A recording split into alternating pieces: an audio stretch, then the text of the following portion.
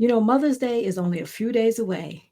And so I thought I'd just share some things that I learned over the years, just some advice for either new mothers, stepmoms, bio moms, whatever capacity of mom that you are. And I also have a couple of some advice from some people that you may know. So stay tuned and I'll share those with you. So, yeah, motherhood is one of the most challenging, but one of the most rewarding titles, positions you could have. And we've heard that, and it absolutely is true. So if this is your first journey being a new mom, congratulations. Or if you're on your way to be a mom, congratulations again. And if you are a mom, whether you're a mom or a stepmom, it doesn't matter because you're in that category of mom. And so I just want to give you some advice that I learned over the years. And one of the first ones is everyone's trying to figure this motherhood thing out. So don't think that you have to have it figured out. For me, I was still trying to figure it out, even when my kids were teenagers, still trying to figure out what I need to do as a mom. So first know that everyone's trying to figure this out. You're going to get advice from all kind of people, but that's what worked for them. And it may or may not work for you, but you're trying to figure it out, and that's okay. So give yourself the grace and the space to continue to learn about this whole wonderful experience called motherhood. Number two, and this one came from Oprah Winfrey. She said, biology is the least of what makes someone a mom. Biology is the least of it. And I know sometimes as a stepmom, because I've been a bio mom and I'm a bio mom and I'm a stepmom. And sometimes you feel your position as a stepmom is less than. But sometimes biology, which means the DNA of a child, that's not as important as how you relate and how you bond with your child. So you have to think about that. And I know during this time of year, a lot of stepmoms feel underappreciated. And I did a video about that. And I might put it at the end of this video so you can look at it about how stepmoms feel about Mother's Day. But know that just because you don't have the biology or the DNA that doesn't make you any less of a mom. The next one, I love this saying. I read it when my kids were little, and I've always loved it. It says, "Mothers hold their child's hand for a short time, but their hearts forever." And that is so true. I can even see it in my mind now when I would hold my kids' hands when they were little. And you think that they'll never grow up because it seems like it just goes on and on and on, childhood. But before long, you realize that they are grown, but they'll always be in your heart. My son just celebrated a birthday and he's in his 20s. And I'm just like, wow, you know, when I see him, I still see traits of the little boy that he was, but he's a grown man now. And before long, they grow up. So take the time and spend the time with your children. I know sometimes, people may get preoccupied with, oh, I have to make the money. I have to make the money. The money's always going to be there. But those little milestones that your children are making, they're going to be gone before you know it. So take the time and play in the mud and splash in the rain and do all the things that they want you to do because before long, it'll be over. The next one, every day of our lives, we make deposits in the memories of our children.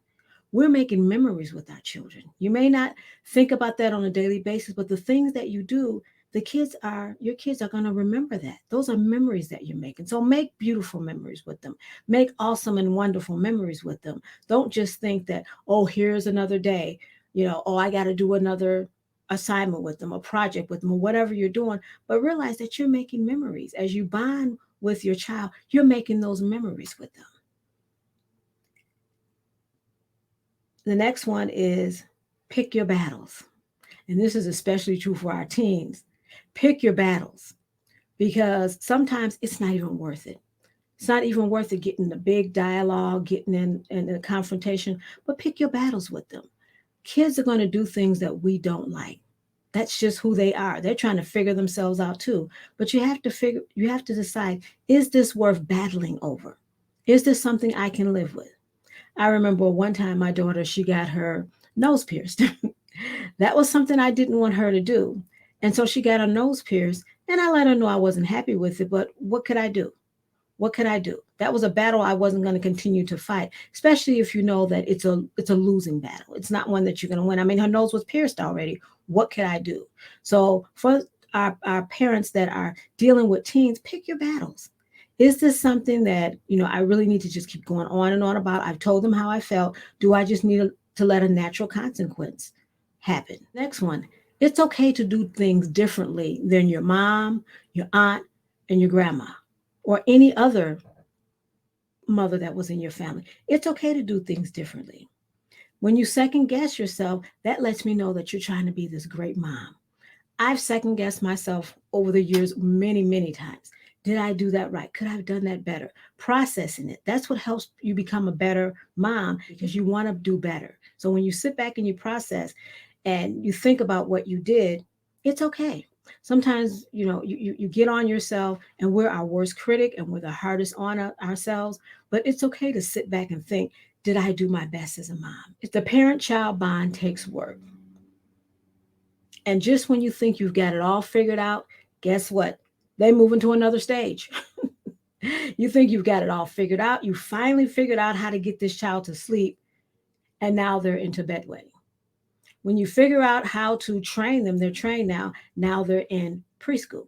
And so they're going to continue to go through different stages. And that's okay because they're supposed to. They're supposed to go into a different stage.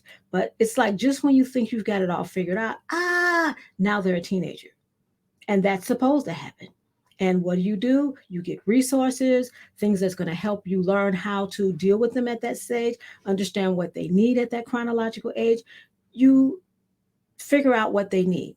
And that's what you need to do. But you need to know that the parent child, that bond, it's going to take work. And when you think you got it figured out, guess again, because now you don't. One, there is no such thing as a perfect mom. No such thing as a perfect mom. And I had to learn that for myself because I would watch, and I'm going to date myself a little bit, I would watch like Claire Huxtable or, different moms on TV. And it's like, why can't I be like them? Why can't I come up with a snappy response? Why am I frustrated? That's TV. That's not real life. In real life, you know what? There's not a perfect mom. In real life, like I said, the very first one, you're trying to figure it out. So don't be so hard on yourself. And the biggest thing I've learned, don't compare yourself with anyone. Because the truth is, you're not comparing yourself with someone that's worse than you are. You always compare yourself with someone that you think is way up here, and you're always going to fall short. So there's no perfect mom. So stop comparing yourself to other moms. And the last one, know that you are the best mom for your kids. You are the best mom for your kids. God decided that He wanted you to be their mom. You're going to be the one sacrificing for them. You're going to be the one staying up late at night. You're going to be the one working with them, helping them succeed. You're going to be one praying for them. You're going to be that one that sits down and teaches them. You're going to be that one giving of yourself. That's what makes you the perfect mom for them because you are the one that's going to go out of your way, that's going to sacrifice, that's going to give everything that she has for her kids. So you are the best mom in the world for your kid. So those are just some of the advice that I have. If you have some advice, put it down in there. I would love to hear what you thought about being a mom. Let's continue this conversation. Go ahead and write it down in the chat below. And also, go ahead and subscribe to this channel. Subscribe to this channel because I'm going to continue to give you this advice, to give you my insight, what I've learned over the years. I'm going to continue to do that for you. And so if you're subscribed to that channel and if you click the bell, you'll know when I upload a new video. And here's a video that I think that you will enjoy. It's about stepmoms on Mother's Day. And so go ahead and look at it. And even if you aren't a stepmom, you may know someone that's a stepmom, and that's something you can send to them.